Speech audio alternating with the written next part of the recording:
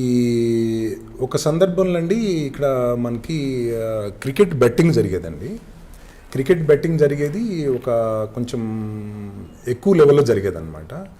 ఈ cricket betting ఎవరైతే చేస్తున్నారో వాళ్ళని డబ్బులు వసూలు చేయడానికి ఒక గ్యాంగ్ ముంబై నుంచి దిగిందని తెలుసండి. ఆ ముంబై నుంచి దిగిన గ్యాంగ్ ఎవరున్నారు ఏంటనేది తెలిసేది కాదు మాకు. ఇంకప్పుడు ఏం చేసామంటే ఆ గ్యాంగ్లో ఒక మెంబర్ లాగా దిగాల్సిన పరిస్థితి ఏర్పడినప్పుడు మళ్ళీ ఆఫీసర్సు డిస్కస్ చేసుకొని ఆ గ్యాంగ్లో ఒక మెంబర్ లాగా జాయిన్ అయ్యి వాళ్ళతోటి ఇంటరాక్షన్ జరిగేది. సో వాళ్ళ దగ్గర వెపన్స్ ఉన్నాయని తెలుసు, తర్వాత పెద్ద పెద్ద టాస్కులు చేస్తారని తెలుసు. ఈ పెద్ద పెద్ద బిజినెస్ మ్యాన్ని వాళ్ళందరినీ కూడా టార్గెట్ చేసి వాళ్ళ దగ్గర నుంచి డబ్బులు ఎక్స్ట్రాక్షన్ చేస్తూ ఉండేవాళ్ళు. సో దానిలో మేము అంటే నేను వన్ ఆఫ్ ది అంటే ఒక దీనిలాగా జాయిన్ అయిపోయి వాళ్ళకు ఒక టాస్క్ అప్పచెప్పామన్నమాట. ఎవరికి?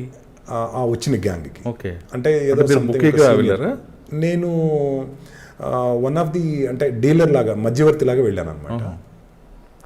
దాని తర్వాత షకీల్ అని ఒక అతను వేరే అతన్ని ఒక పేరు పెట్టాము.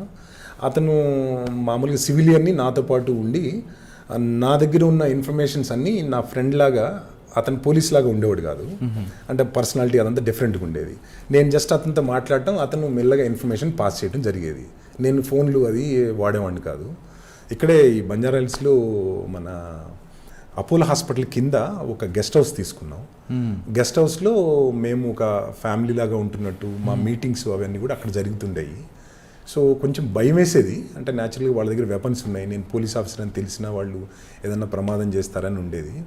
మా ఉద్దేశం ఏంటంటే అండి, అసలు ఆ గ్యాంగ్ ఎంత ఉంది, అసలు వాళ్ళ నెట్వర్క్ ఏంటి, మనకు వచ్చిన ఇన్ఫర్మేషన్స్ కరెక్టా కాదా, వాళ్ళ దగ్గర వెపన్స్ కానీ మన ఈ లైవ్ రౌండ్స్ ఉన్నాయా లేవా, సో వీళ్ళ నెట్వర్క్ ఎంతవరకు ఇదయింది, అంటే ఏదన్నా మామూలుగా వాళ్ళు ఎవరైనా చంపడానికి కానీ లేకపోతే ఇంకోటి కానీ ప్లాన్ చేస్తే ఇమీడియట్గా ఆపరేషన్ చేద్దాం అనుకున్నాం. కానీ అప్పటి వరకు మామూలుగా కంటిన్యూ చేసి నెట్వర్క్ ఎంత పెద్దది ఉందనేది తెలుసుకోవడానికి ప్రయత్నం చేసేవాళ్ళు. ఎన్ని రోజులు ఉన్నారంటే ఆ గెస్ట్ హౌస్లో మీరు?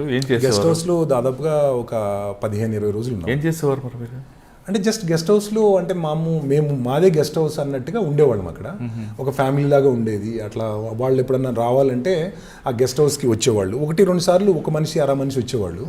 వాళ్ళు ఎప్పుడైతే గెస్ట్ హౌస్కి మేము సేఫ్ ఉంది, మేము రావచ్చు అని అనుకునే పరిస్థితి ఉన్నప్పుడు కొంచెం ఎక్కువ మంది వచ్చేవాళ్ళు అనమాట. అట్లా నమ్మకం చూపిస్తూ